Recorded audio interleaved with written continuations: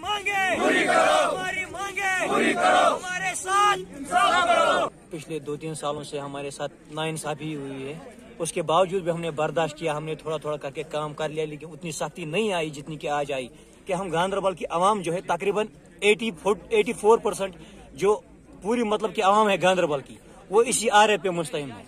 तो हमारी गुजारिश यही है कि हम नाले सिंध में इसमें काम कर रहे हैं, हमारे साथ इंसाफ कीजिए। हमें बहुत ही सख्ती लाई जा रही है। हमारे लोगों ने गाड़ियां ली है लोन पे, जो कि गवर्नमेंट से गाड़ी ली है लोन पे, और नाएं भी ली है जो मतलब कि किश्ती चलाते हैं यहाँ पे, उनमें से हम रेत वेत चढ़ाते हैं, वो भी लोन पे निकाली है लोगों ने।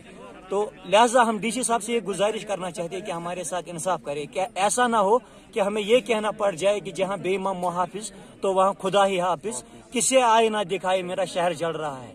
तो मे गुजारिश ये अवाम की तरफ करोड़न मज लूक ये मजूर करान, तो डीसी साहब गुजारिश करान कि ठेक रटिन ये पथ और इन ठेकदारन ते वन तो ठेकन हटो पथ कि ये मजूर तबक रोजगार वनकस कहें, अथ पे जानान कैना अनकन करान।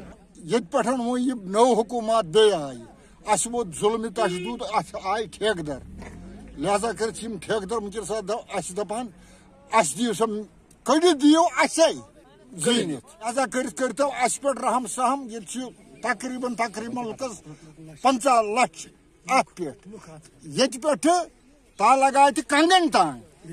मेहरबानी तो मेहरबानी ये डीसी साहबस तो एसपी साहबस गुजारिश करान ये खून रेजी, लिहाजा कर ये ठेक वापस।